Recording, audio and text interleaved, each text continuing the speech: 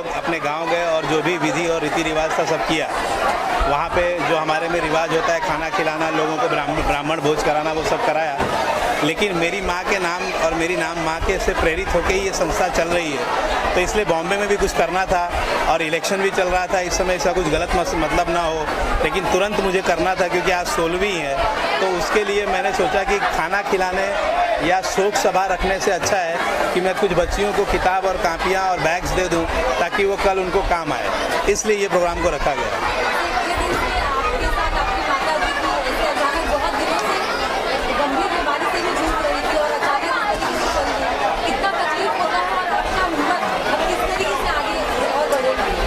देखिए, मेरी माँ मेरी शक्ति थी, इसमें तो कोई डाउट नहीं है। मेरी माँ ने जैसे आज लोग जैसे आज कुछ बच्चों की माएँ आ रही हैं, उनके लिए बुक और बैग लेके जा रही हैं, इसी तरह से मेरी माँ भी मेरे लिए बुक और बैग लेके आती थी और मुझे पढ़ाती थी। तो नेचुरली इसका तो उसमें कोई दो राय नहीं है कि मेरी माँ के जाने के बाद जो लॉस है उसका कोई रिकवरी तो नहीं है। हाँ, लेकिन मेरी माँ को मेरा एक कमिटमेंट है कि जो मैंने उनके रहते शुरू किया था वो जब तक मैं कर सकूँगा, जब तक वो मेरे साथ देंगी, तब तक मैं इस प्रक्रिया को जारी रखूँगा और बच्चों को मदद करूँगा।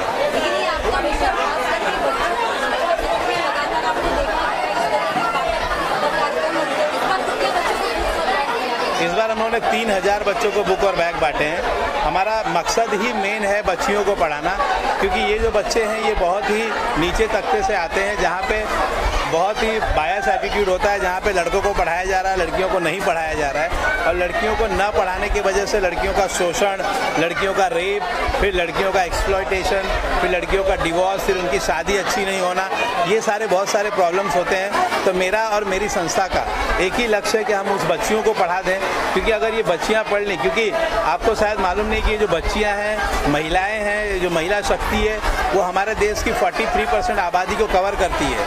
तो अगर इस जनता ने इस तख्ते को हमने ध्यान दिया, इसे तो सरकार को भी ध्यान देना चाहिए।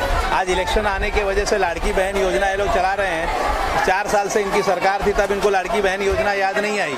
तो मेरा तो ऐसा मकसद है कि हर सरकार को, हर मंत्री को, हर लोगों को महिलाओं के बारे में सोचना चाहिए, इनको पढ़ाना चाहिए, क्योंकि इनके पढ़ाने से हमारे देश का जो डेवलपमेंट रेट है वो डबल हो सकता है।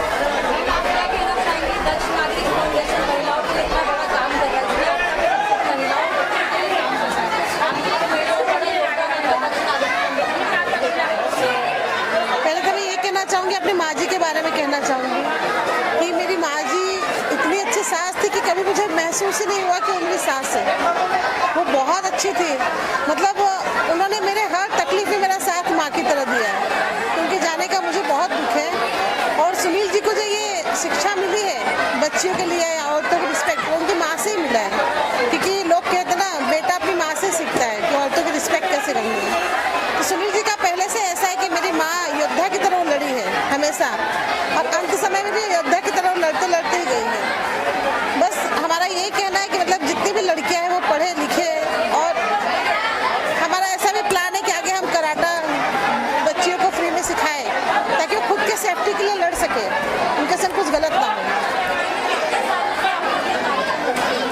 ये 2018 से स्टार्ट है, लॉकडाउन के टाइम से। तब से हमने ऐसे सोचा कि मतलब एक जैसे हम इतने ऊपर क्लास में है, फिर इतनी तकलीफें हैं कि बच्चियों को पढ़ाने के लिए देखते कि बहुत सारे हमारे आजू बाजू के लोग थे जो अपनी बच्चियों को पढ़ाते नहीं थे। तो सुनील जी ने कहा कि कुछ ऐसा करें जिससे सारी बच्चियाँ पढ़ सकें। तो उनका बस एक ही टारगेट है कि बच्चियाँ पढ़ें और आगे बढ़ें।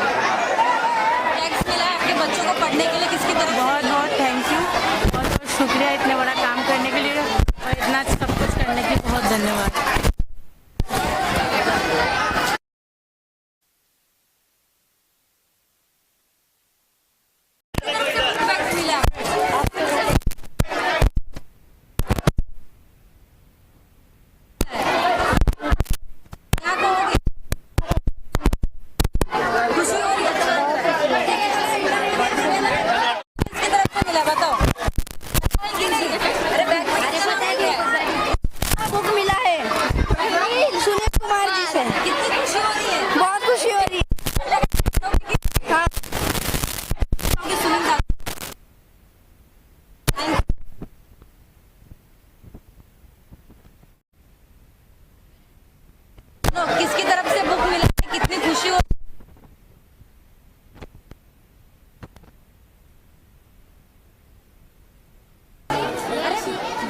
नाम लिखा है, पढ़ो।